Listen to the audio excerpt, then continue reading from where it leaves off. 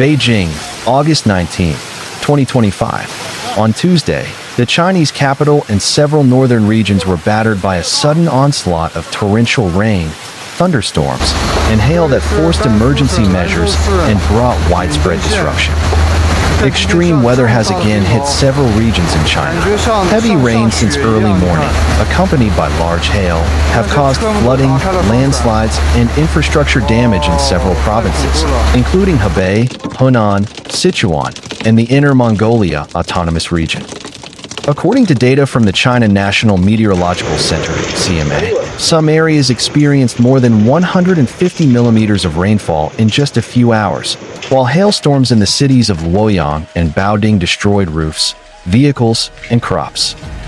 The hailstones were the size of marbles, some even as big as quail eggs, said Zhang Wei, a farmer in Henan province. I lost almost my entire corn crop this season. Early in the morning, severe weather warnings triggered an elevated Level 3 flood control emergency response in Beijing.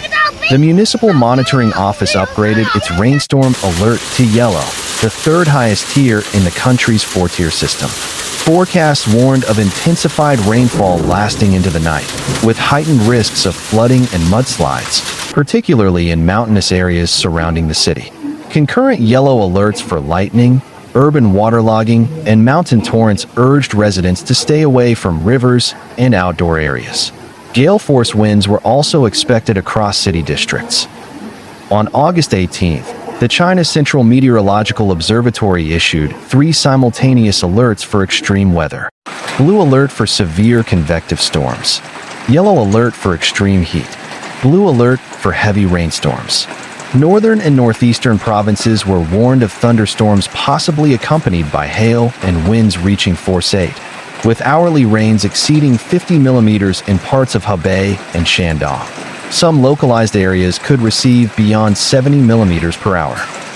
According to reports from northern China, the recent rainfall surge led to a tragic toll. At least 13 people confirmed dead, and 5 others are missing in flood-affected areas, including the city of Ordos in Inner Mongolia. This follows a series of extreme rain events throughout July and August, prompting high-intensity warnings and massive evacuations.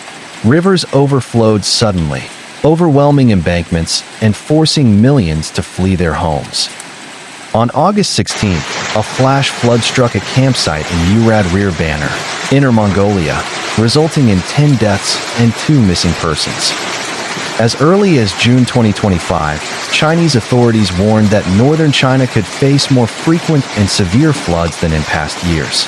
This warning came amid growing concerns that climate change is triggering extreme swings, from intense rainfall to prolonged drought, and expanding flood risk into traditionally drier regions.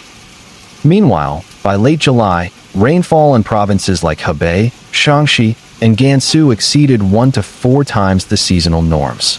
Such saturation dramatically increased the likelihood of floods and landslides. Earlier in August, southern regions, including Guangdong and Hong Kong, endured devastating monsoon downpours that spawned floods, landslides, and disease outbreaks. Huizhou recorded 711 millimeters of rainfall over just 3 days. Guangzhou suffered delays at Baiyun Airport due to high water levels in rivers. Hong Kong experienced over 350 millimeters of rainfall in a single day, the heaviest August total since 1884. Cumulatively, more than 7,000 chikungunya cases were reported in Guangdong during that period, linked to disease proliferation in stagnant floodwaters. Earlier in the month, Typhoon Podol, which formed on August 6th and dissipated by the 15th, affected China's southern coast.